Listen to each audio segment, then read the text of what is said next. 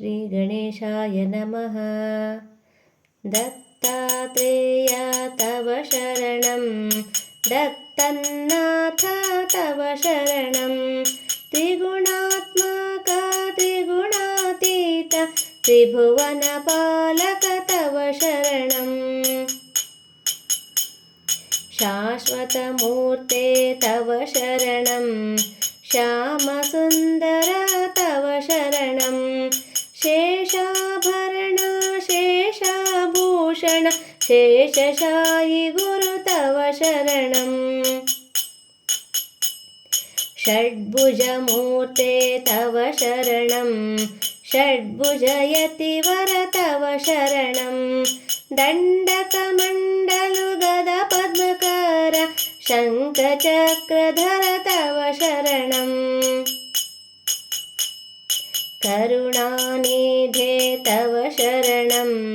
करुणासागर तव शरणं श्रीपाद श्रीवल्लभ गुरुवर नृसिंह सरस्वती तव शरणं श्रीगुरुनाथ तव शरणं सद्गुरुनाथ तव शरणं कृष्ण संगम तरुतरवासि भक्तवत्सल तव शरणं कृपामूर्ते तव शरणं कृपासागर तव शरणं कृपाकटाक्ष कृपावलोकन कृपानिधे प्रभु तव शरणं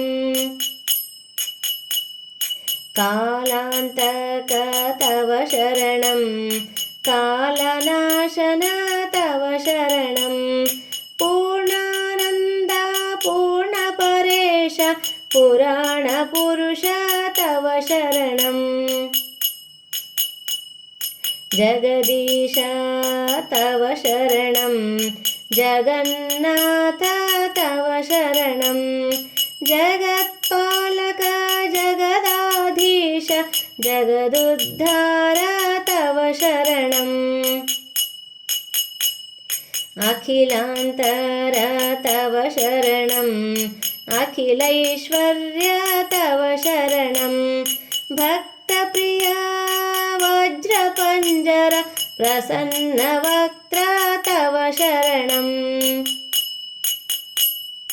दिगम्बरा तव शरणं दीनदयाघन तव शरणं दीनानाथ दीनदयाळु दीनोद्धार तव शरणं तपामूर्ते तव शरणं तेजोराशि तव शरणं ब्रह्मानन्द ब्रह्मसनातन ब्रह्ममोहन तव शरणं विश्वात्मक तव शरणं विश्वरक्षक तव शरणं विश्वाम्भर विश्वजीवन विश्वपरात्पर तव शरणं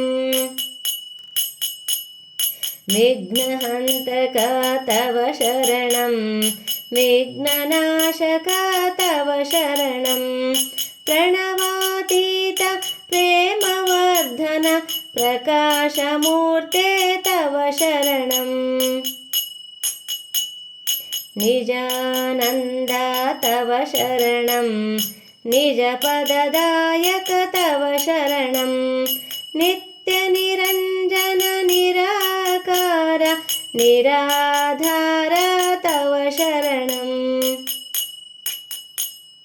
चिद्घनमूर्ते तव शरणं चिदाकार तव शरणं